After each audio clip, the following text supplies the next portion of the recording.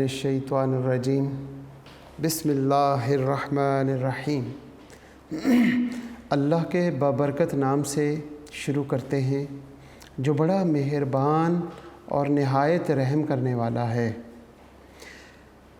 Unique group of institution की तरफ से ये ऑनलाइन लेक्चर्स आपकी तालीम और तरबियत के लिए अज़ीज़ तलबा व तालिबात आप तक प्रोवाइड किए जा रहे हैं और मैं हूं प्रोफेसर राजा वाजिद अली। मैं आपको स्टैटिस्टिक्स यानी शुमारियात पढ़ाता हूं। क्लास हमारी सेकेंड ईयर है और चैप्टर हम 14 कर रहे हैं जिसमें एक्सरसाइज 14.2 है और लेक्चर 57 है। हस्ब मामूल हम अपने लेक्चर का आगाज़ एक दुआ से करेंगे और दुआ है रिज़्क़ की। हम अपने रब से रिज़्क़ के ख़ज़ानों में से कुछ कतरे मांगते हैं और अगर हमें हमारा रब अपने रिज़्क़ के ख़ज़ानों से रिज़्क़ अता करेगा तो हमें किसी का मोहताज नहीं होना पड़ेगा। और ए अल्लाह, हम अपने अल्लाह से यही दुआ करते हैं कि हमें तो अपना ही मोहताज रख। रिज़्क़ की दुआ अपने रब से मांगे कुछ इस अंदाज से, अल्लाहुम्मा, ए मेरे अल्लाह, ए मेरे प्यारे अल्लाह, उर्ज़ुक़नी, अता कर दे, हमें दे दे, रिज़्क़न, रिज़्क़ अता कर। ऐ मेरे प्यारे अल्लाह, हम सबको रिज़्क़ अता कर। और रिज़्क़ की क्या खूबी हो, रिज़्क़न हलालन, हलाल हो, हराम ना हो। सबसे पहले अपने रब से रिज़्क़ मांग रहे हैं तो रिज़्क़ की खूबी हो कि ऐ अल्लाह उस रिज़्क़ में हलाल, वो रिज़्क़ हलाल हो। रिज़्क़न हलालन तय्यबन, वो तय्यब हो, पाक हो, नापाक भी ना हो। हलालन तय्यबन मुबारकन, वो मेरे लिए मुबारक हो, मतलब उस रिज़्क़ से हासिल होने वाली तमाम खूबियाँ मुझे मिलें और उस रिज़्क़ में जो खामियाँ या जिस रिज़्क़ को खाने के बाद हम बीमार पड़ जाएं, हमें नुकसान हो, वो रिज़्क़ हमें ना अता कर। हमारा रिज़्क़ मुबारक हो, उसके अंदर तमाम की तमाम खूबियाँ जो हैं वो तमाम उसके अंदर जो करैक्टरिस्टिक्स हैं खूबियों वाली वो सारी हमें अता कर। पहली खूबी हो हलालन तय्यबन मुबारकन वासिअन, ए अल्लाह वसी रिज़्क़ अता फरमा, इतना वसी रिज़्क़ अता फरमा कि मैं तेरी मखलूक में लोगों की अपने रिज़्क़ से मदद करता रहूं और उनको ये महसूस ना हो कि वो किसी के मोहताज हैं। ए अल्लाह, तू हमें अपना मोहताज बना दे और हमें वसीला बना दे अपनी मखलूक की खिदमत करने का अपने रिज़्क़ से। और रिज़्क़ की जो हम इस दुआ में आखिरी खूबी मांग रहे हैं वो है इंतहा की खूबी, मिन इंदिक। ए अल्लाह, जो रिज़्क़ हमें देना है वो तू डायरेक्ट दे, किसी के वसीले से ना दे, किसी की मोहताजी में डाल के ना दे। ए अल्लाह, तू हमें अपना मोहताज रखें पूरी की पूरी ज़िंदगी, पहले सांस से लेके आखिरी सांस तक। ए अल्लाह, तू किसी का मोहताज ना बनाई, हमें चलते फिरते उठते बैठते अपने मोहताजी में ही अपने पास ले जाएं। आमीन। इस दुआ के साथ मैं एक मरतबा दोबारा इस दुआ को अरबी में पढ़ूँगा और आप इसको मेरे साथ साथ रिपीट करेंगे और साथ साथ इसको समझेंगे कि हम क्या लफ्ज़ अदा कर रहे हैं। अल्लाह, मेरा ख़्याल है पता चल चुका होगा कि इसका मतलब हुम्मा। तो जब ये दोनों लफ्ज़ मिलते हैं तो मतलब बनता है ए मेरे प्यारे अल्लाह। ये प्यारे का लफ्ज़ मैं अपने पास से लगा रहा हूँ। जब किसी से कोई चीज़ मांगी जाती है तो हम प्यारे का लफ्ज़ साथ लगाते हैं, तो इसीलिए मैं अरबी में इसका मतलब प्यारे में नहीं है, लेकिन जब मैं अल्लाह का नाम लेता हूँ तो इसके साथ प्यारे का लफ्ज़ मेरी ज़बान से ख़ुद ब खुद निकल आता है। ए मेरे प्यारे अल्लाह मियाँ, अल्लाहुम्मा इसका मतलब है उर्ज़ुकनी अता कर दे, रिज़्क़न हलालन तय्यबन मुबारकन वासियन मिन इंदिक। ए अल्लाह हमें रिज़्क़ अता कर जिसमें ये 5 खूबियाँ हों। और 5 खूबियाँ कौन सी? हलालन तय्यबन मुबारकन वासियन हमें मिन इंदिक, आमीन। आज हम एक्सरसाइज 14.2 कर रहे थे। लास्ट लेक्चर हमने क्वेश्चन नंबर 6 का सी पार्ट कंप्लीट किया था। क्वेश्चन नंबर 7 डेफिनेशन पर मुश्तमिल है। इंशाल्लाह ये डेफिनेशंस हमने ऑलरेडी पहले की भी हुई हैं, अगर आपको याद हो, और बाद में दोबारा इसको रिवाइज़ भी करा दूँगा। क्वेश्चन नंबर 7 का ए और बी पार्ट दोनों। क्वेश्चन नंबर 8 का ए पार्ट, ये इंतहाई अहम सवाल है। यहाँ पे एक्सरसाइज अपने आप को कन्वर्ट करती है कोरिलेशन से रिग्रेशन में भी। तो ज़रा गौर से देखेंगे सवाल नंबर 8 का ए पार्ट।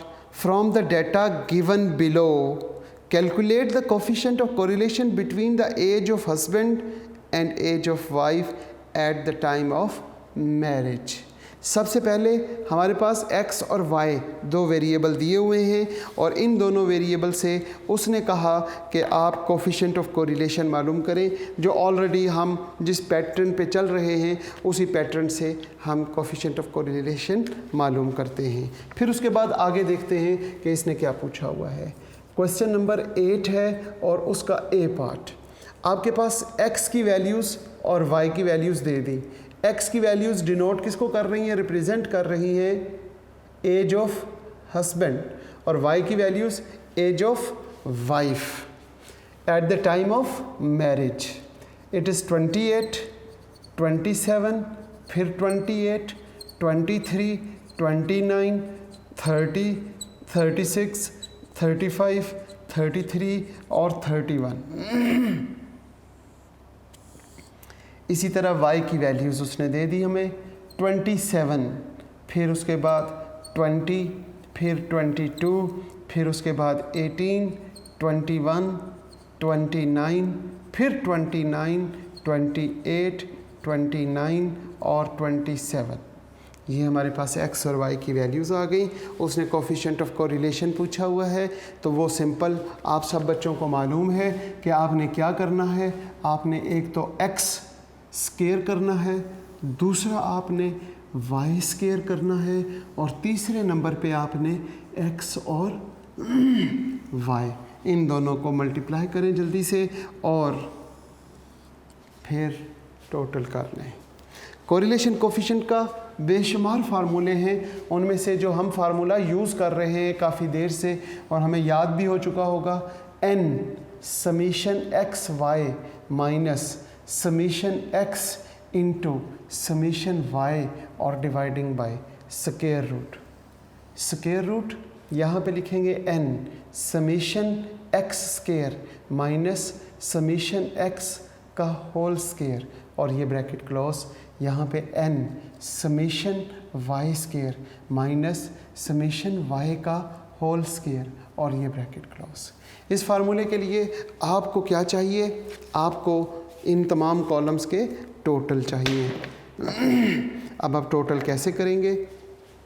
पहले 28 का स्क्वायर तो लें, 784, फिर 27 का स्क्वायर 729, 784, 529, 841, 900, 1296, 122, 510, 89 और 961। आपने क्या किया? x की हर वैल्यू का स्क्वायर कर लिया। अब y की हर वैल्यू का स्क्वायर करें। 27 का स्क्वायर 729, 20 का स्क्वायर ये हमारे पास 400, 484, 324, फिर 441, 441 के बाद आपके पास 841, फिर 841, फिर आपके पास 784, फिर 841 और फिर 729। इसी तरह अब आप क्या करते हैं, x और y की वैल्यूज़ को मल्टीप्लाई कर दें। 28 इंटू 27 वो आपके पास आ जाएगा 756, उसके बाद 540, फिर 616, 414, 609, इसके बाद 870, 1044, 980, 957 और लास्ट में 837। इन कॉलम्स के आपने टोटल भी करने हैं और टोटल आप अंडरस्टूड है कैलकुलेटर से करेंगे या फिर मेरे लेक्चर में जो मैं नीचे नोट करूँगा वो एज़ इट इज़ आप लिख लेंगे। यहाँ पे इसका टोटल कोई बताएगा 300, यहाँ पे इसका टोटल 250, फिर 9138, 9138, 6414, 7623। फार्मूले में वैल्यूज़ पुट करें और जवाब निकाल लें। मुश्किल है काम, ये आप ऑलरेडी काम कर चुके हैं। फार्मूले में वैल्यूज़ कैसे पुट करेंगे, R is equal to N, 1 2 3 4 5 6 7 8 9 10, N हमारे पास 10 आ गया। समीशन एक्स वाई वो हमारे पास 7623 माइनस समीशन एक्स वो हमारे पास कितना है 300 इंटू 250। फिर यहाँ पे हम लिखते हैं स्क्वायर रूट, यहाँ पे हम क्या लिखें, यहाँ पे 10, समीशन एक्स स्क्वायर 9138, 9138 माइनस 300 का स्क्वायर, और यहाँ पर हम लिखेंगे 10 और समीशन वाई स्क्वायर क्या है हमारे पास 6414 माइनस 250 का स्क्वायर। ये हमने सिंपल फार्मूले में वैल्यूज़ पुट की हैं और अब इनको कैलकुलेट कर लेते हैं।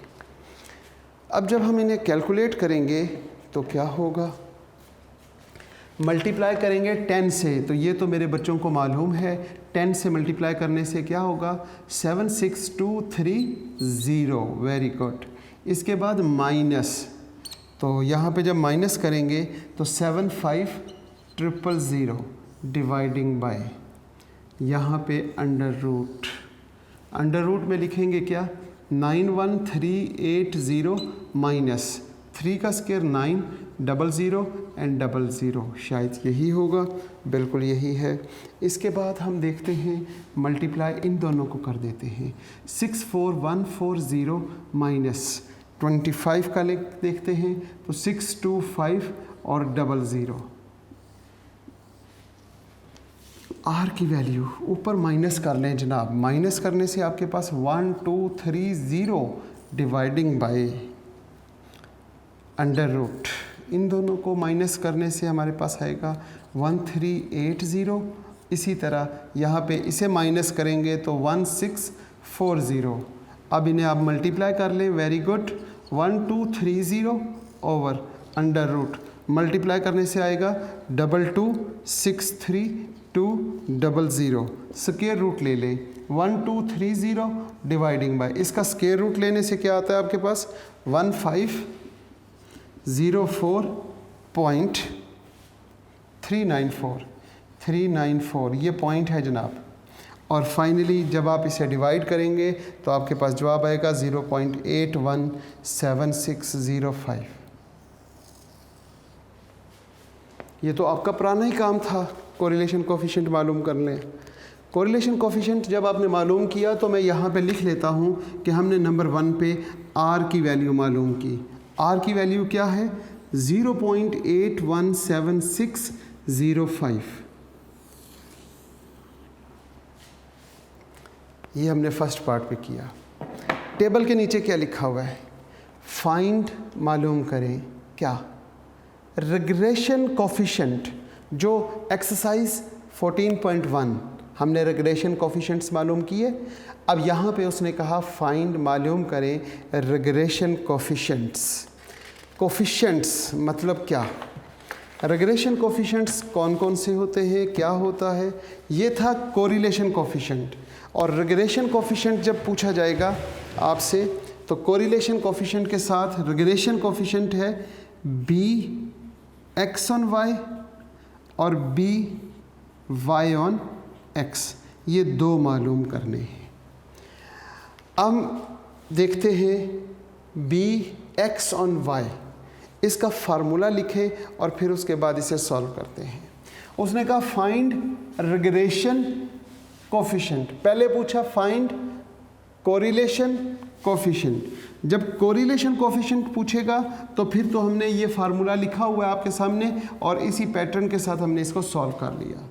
जब वो रिग्रेशन कोफिशिएंट कहेगा तो रिग्रेशन कोफिशिएंट दो होते हैं। Number 1 b x on y. जब बी एक्स ऑन वाई मालूम करेंगे तो ऊपर वही पोर्शन रहेगा जो है, बाद में वेरिएबल y है तो y वाला पोर्शन नीचे लिखेंगे, x वाला नहीं होगा और यहाँ से हम स्क्वायर रूट ख़त्म कर देंगे। लिहाजा आपके पास जो फार्मूला बना वो ये बना n summation Y square minus summation y का होल स्क्वायर। सिंपल। ये फार्मूला यूज़ करते हुए आप बी एक्स ऑन वाई की वैल्यूज़ मालूम करेंगे। हमारे पास B x on Y is equal to N, हमारे पास 10 है, ये हमारे पास 7 6 2 3 है, माइनस 300 है और 250 है। इसी तरह यहाँ पे 10, यहाँ पे बाद में कौन सा वेरिएबल है? y, तो डिवाइड करते हुए वेरिएबल y वाला पोर्शन लेंगे तो समीशन y स्क्वायर वो हमारे पास आ गया यहाँ पे 6414 और फिर माइनस और y यानी समीशन y 250 का square b x on y। अब आप b x ऑन y यहाँ से सॉल्व करेंगे। ऊपर मल्टीप्लाई तो आपने पहले भी किया हुआ है, दोबारा कर लेते हैं। हमारे पास आ जाएगा 76230 माइनस 75000। ठीक होगी बात? इसी तरह नीचे जब इन्हें मल्टीप्लाई करेंगे तो 64140 minus 62500। B x on y 1230 dividing by 1640 और बी एक्स ऑन वाई 0.75। लिहाजा इसका आंसर आ गया 0.75। अब हम बी वाई ऑन एक्स मालूम करेंगे। वाई ऑन एक्स में क्या होगा मेरे बच्चों? यहाँ पे हम वाई ऑन एक्स लिख लेते हैं, बिल्कुल इसी तरीके से यहाँ पे y ऑन x लिखते हैं, यहाँ पे भी y ऑन x लिख लेते हैं, y ऑन x और यहाँ पे y ऑन x। फार्मूले में तब्दीली कहाँ होगी? चेंजिंग यहाँ पे होगी डिवाइड में। हम लिखेंगे n summation x square minus summation x का होल स्क्वायर। नीचे जो हमारे पास वेरिएबल y था उसको हमने चेंज कर लिया x में। अब हम यहाँ पर वैल्यूज़ भी x की लिखेंगे। आपको याद हो n तो 10 ही रहेगा। समीशन x स्क्वायर, हमारे पास समीशन x स्क्वायर 9138 और माइनस 300 का स्क्वायर। समीशन x है तो समीशन x 300। क्लियर होगी बात? अब इसको कैलकुलेट कर लें। ऊपर तो वही रहेगा, नीचे क्या लिखेंगे? 91380 माइनस 3 3 9 हो गया 1020। ऊपर से माइनस करेंगे यही आ जाएगा, नीचे डिवाइड करेंगे। जब इसको करेंगे तो ये 1380 आ जाएगा। 1380 को जब हम डिवाइड करेंगे तो हमारे पास जवाब आ जाएगा 0.89। हम यहाँ पे लिखते हैं 0.89। ये हमारे पास सेकंड पार्ट आ गया। क्वेश्चन को गौर से पढ़ें। क्वेश्चन में उसने कहा सबसे पहले टेबल के ऊपर जो स्टेटमेंट है उसमें लिखा हुआ है calculate the correlation coefficient between the age of husband and age of wife at the time of marriage, यानी कि एक्स और वाई के दरमियान कोरिलेशन कोफिशिएंट मालूम करें। क्या लिखा हुआ? Find coefficient of correlation. तो कोफिशिएंट ऑफ कोरिलेशन हमने मालूम किया 0.817, इसे राउंड करके 82 भी लिख सकते हैं। ठीक होगी बात। फिर इसी तरीके से बी एक्स ऑन वाई और बी वाई ऑन एक्स मालूम करने के लिए कहाँ कहा हुआ है। अब आप टेबल के नीचे देखें तो पहले सेंटेंस में लिखा हुआ है फाइंड द रिग्रेशन कोफिशिएंट्स, तो ये रिग्रेशन कोफिशिएंट्स मालूम कर लिए। इसके बाद तीसरे नंबर पे वेरीफाई डेट, क्या लिखा हुआ है? अब आप वेरीफाई करके दिखाएं। क्या? Verify that r is a geometric mean of the two regression coefficients. अब इसका तीसरा पार्ट हम करते हैं, r is the regression coefficient. अब हम इसका तीसरा पार्ट करने लगे हैं। R is equal to b Y on x into b x on y और अंडर रूट और प्लस माइनस, ये फार्मूला है। या तो प्लस लिखेंगे या माइनस। प्लस कब लिखेंगे? अगर हम इस तरह लिख लेते हैं कि ये प्लस वाला है और r is equal to minus के साथ बी वाई ऑन एक्स और बी एक्स ऑन वाई। ये फार्मूला हम तब यूज़ करेंगे जब बी वाई ऑन एक्स और बी एक्स ऑन वाई दोनों पॉजिटिव होंगे, और ये फार्मूला हम तब यूज़ करेंगे जब बी एक्स ऑन वाई और बी वाई ऑन एक्स दोनों नेगेटिव होंगे। और ऐसा कभी नहीं होगा कि एक पॉजिटिव हो और एक नेगेटिव हो। रिग्रेशन कोफिशिएंट, अगर हमारे पास वेरिएबल दो हैं x और y, तो दो ही रिग्रेशन कोफिशिएंट मालूम करेंगे, और वो दोनों के दोनों रिग्रेशन कोफिशिएंट यानी बी एक्स ऑन वाई और बी वाई ऑन एक्स दोनों के जो साइन है वो सेम होंगे। मतलब या तो दोनों पॉजिटिव होंगे या दोनों नेगेटिव होंगे। ऐसा कभी नहीं होगा कि एक पॉजिटिव और एक नेगेटिव। और अगर ऐसा कभी हुआ तो फिर वजह क्या होगी? आपकी कैलकुलेशन गलत होगी। आप अपनी कैलकुलेशन चेक कीजिएगा। दोनों पॉजिटिव होंगे तो फार्मूले में बाहर प्लस लगा लेंगे, दोनों नेगेटिव होंगे तो फार्मूले के बाहर नेगेटिव लगा देंगे। और लास्ट लेक्चर की तरह इस लेक्चर में भी हम बात करते हैं पेज नंबर 200 पे। देखें, अगर आप पेज नंबर 200 पे देखते हैं तो इसकी प्रॉपर्टी नंबर 5 यानी पेज नंबर 200 की आखिरी line, the last line of page number 200 पढ़ेंगे। R is the geometric mean of two regression coefficients b y on x और b x on y, that is, नीचे उसने यही लिखा हुआ है प्लस माइनस के साथ, और साथ बी वाई ऑन एक्स और बी एक्स ऑन वाई को मल्टीप्लाई करके अंडर रूट ले लिया। और नेक्स्ट पेज पे देखें तो जैसे मैंने यहाँ पे लिखा है वैसे ही उसने लिखा हुआ है। ये बातें अगर आप भूल जाएं तो आप पेज नंबर 200 याद रखिएगा कि ये सारी बातें वहाँ लिखी हुई हैं। अब हमारे पास रिग्रेशन कोफिशिएंट के दोनों के आंसर पॉजिटिव हैं, और जब आंसर पॉजिटिव हों तो फार्मूला हम कौन सा यूज़ करेंगे? हम फार्मूला ये वाला यूज़ करेंगे, क्योंकि बी वाई ऑन एक्स और बी एक्स ऑन वाई की वैल्यूज़ पॉजिटिव है। अब हम यहाँ पे लिखते हैं r is equal to plus b Y on x multiply by b x on y, और अंडर रूट ले लेते हैं और बाहर प्लस लिख लेते हैं। r is equal two plus, यहाँ पे अंडर रूट लिखेंगे, बी वाई ऑन एक्स ये है 0.89, हम यहाँ पे लिखेंगे 0.89 और फिर यहाँ पे लिखेंगे 0.75। r is equal two plus और स्क्वायर रूट, स्क्वायर रूट में इन दोनों को आप मल्टीप्लाई कर दें और मल्टीप्लाई करने से आंसर आ जाता है 0.668478 और r इज़ इक्वल टू जब इसका स्क्वायर रूट लेंगे तो पॉजिटिव 0.817605।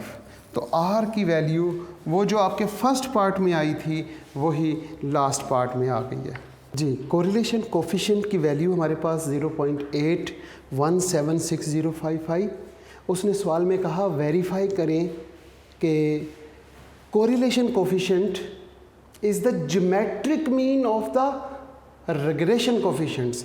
रिग्रेशन कोफिशिएंट्स दो हैं, तो दो वैल्यूज़ का ज्योमेट्रिक मीन कैसे मालूम करेंगे? उन दोनों को मल्टीप्लाई करके उनकी पावर 1/2 ले लेंगे। अगर 3 वैल्यूज़ होती तो तीनों को मल्टीप्लाई करके उसकी पावर 1/3 लेते। Geometric mean of the 2 regression coefficients, तो square root of the 2 regression coefficients. अगर ये दोनों रिग्रेशन कोफिशिएंट पॉजिटिव होंगे तो बाहर पॉजिटिव लगा देंगे और अगर ये नेगेटिव होंगे तो बाहर माइनस लगा लेंगे। क्लियर होगी बात?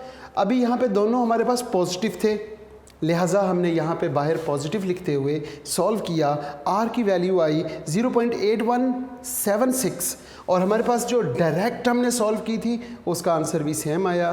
तो इसका मतलब r is the geometric mean of regression coefficient. ये बात वेरीफाई हो गई।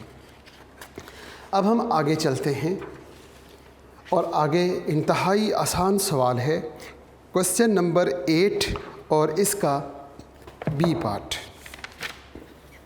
क्वेश्चन नंबर 8 और इसका बी पार्ट ज़रा गौर से आप लोग देखें। क्या क्वेश्चन नंबर 8 का बी पार्ट आपको समझ आ गया है?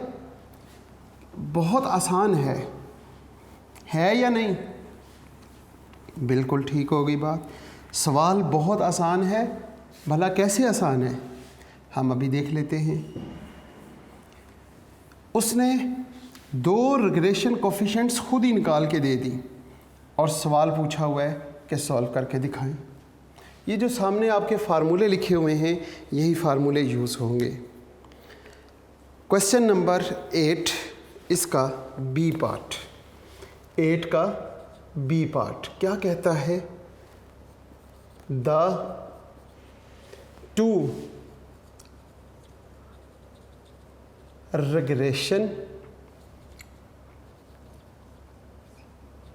coefficient have following values.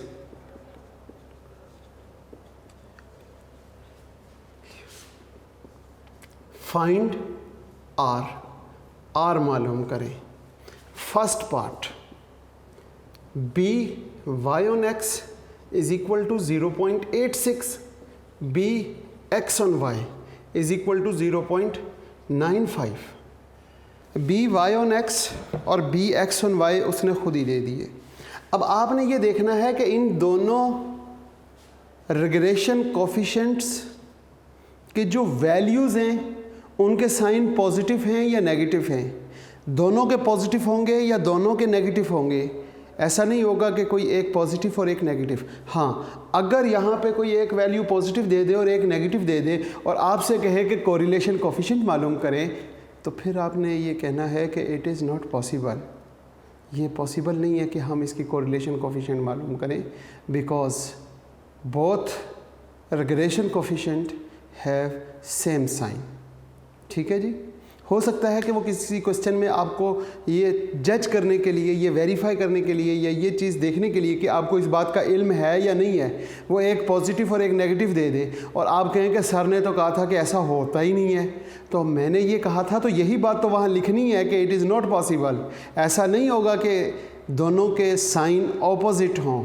जो मैंने कहा था वही बात वहाँ लिख दीजिएगा। ये ना कहना कि एक पॉजिटिव एक नेगेटिव है, तो सर ने कहा था नहीं होंगे, तो यहाँ पे क्यों हैं? क्यों से तो लड़ाई होती है ना। इसलिए आपने जो मैंने कहा वही लिखना है कि it is not possible, both regression coefficient have same sign. बहुत अच्छी बात। अब यहाँ पर पॉजिटिव है, जब पॉजिटिव हैं तो आर कैसे मालूम करेंगे? बाहर एक पॉजिटिव का साइन लगाएंगे और अंदर लिख देंगे बी वाई ऑन एक्स और बी एक्स ऑन वाई। इसमें वैल्यूज़ पुट करें और जो आप निकाल लें। वैल्यूज़ क्या हैं हमारे पास? r इज़ इक्वल टू, बाहर हम पॉजिटिव लिख लेते हैं, B Y on X 0.86 into यहाँ पे 0.95, r is equal to plus, इन दोनों को मल्टीप्लाई किया तो हमारे पास आ गया 0.817 और r is equal two plus 0.87 को जब अंडर रूट लेंगे तो वो आपके पास आ जाएगा 0.90। ये आपका फर्स्ट पार्ट आंसर है, शॉर्ट क्वेश्चन है और इंतहाई आसान। इसका सेकंड पार्ट, इसके सेकंड पार्ट की जानिब चलते हैं और सेकंड पार्ट में उसने लिखा हुआ है B Y on X is equal to, यहाँ पे वैल्यू चेंज कर देते हैं, -0.52।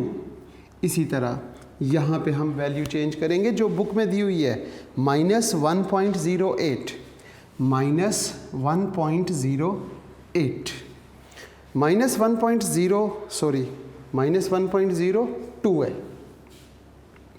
-1.02 और -0.52। ये जो हम r मालूम करते हैं, r की तो प्रॉपर्टी है लाइज बिटवीन -1 टू +1। r की वैल्यू कहाँ से कहाँ तक होती है? -1 से +1 के दरमियान। कहीं आप ऐसा ना देखें कि यहाँ पे B x on Y is equal to -1.02 है तो हम कहें कि ये -1 से बढ़ क्यों गया है।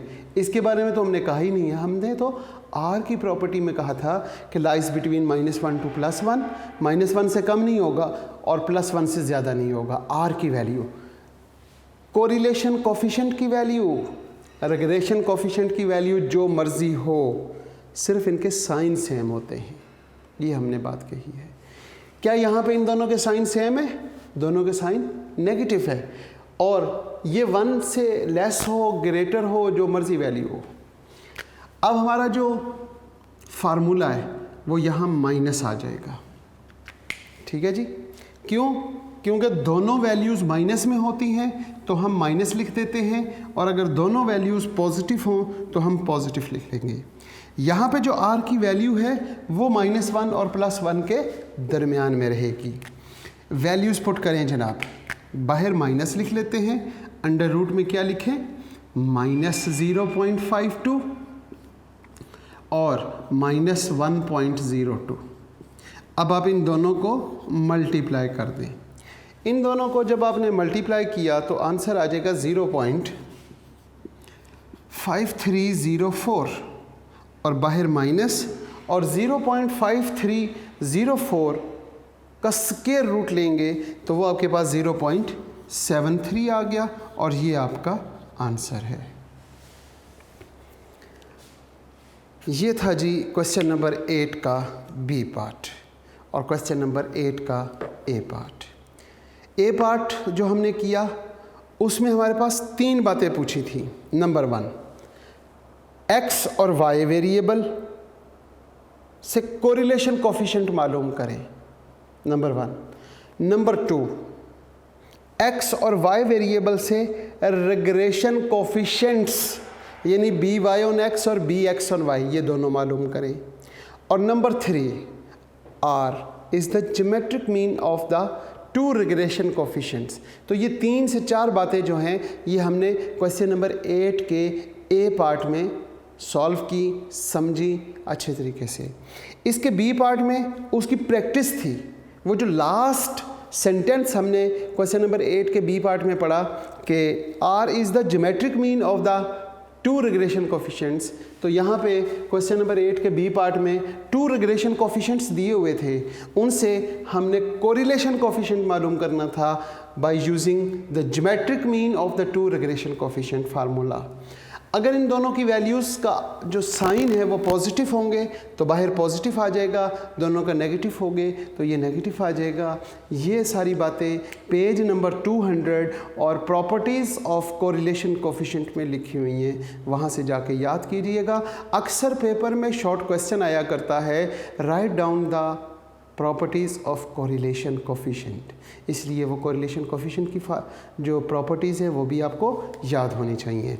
इंशाल्लाह इसके सी पार्ट की तरफ देखते हैं तो फाइंड टू रिग्रेशन कोफिशिएंट्स, यानी कि बी वाई ऑन एक्स और बी एक्स ऑन वाई दोनों, अब आपने पहले ये दो वैल्यूज़ आपको बनी बनाई मिल गई थी, अब ये दोनों वैल्यूज़ आपने मालूम करनी हैं। ये इंशाल्लाह हम नेक्स्ट लेक्चर में देखेंगे। इससे पहले कि नेक्स्ट लेक्चर आए तो कल तक आप कोशिश करें कि ये सवाल करने के बाद क्वेश्चन नंबर 8 का सी पार्ट के जो 5 पार्ट्स हैं वो भी आप कंप्लीट कर लें। उम्मीद करता हूँ कि आप कोशिश करेंगे और आप इस काबिल हो चुके हैं कि आप ये कंप्लीट कर लें। इस दुआ के साथ आज के लेक्चर का इख्तिताम करते हैं कि अज़ीज़ तुलबा व तालबात, आप जहाँ पे भी रहें सदा खुश रहें, सलामत रहें, सेहत वाली और ईमान वाली ज़िंदगी अल्लाह पाक आपको अता करे, वालदैन का साया ताहयात कायम रखे और वालदैन का इताअत और फर्माबरदार बनाए रखे। आमीन। अल्लाह हाफ़िज़।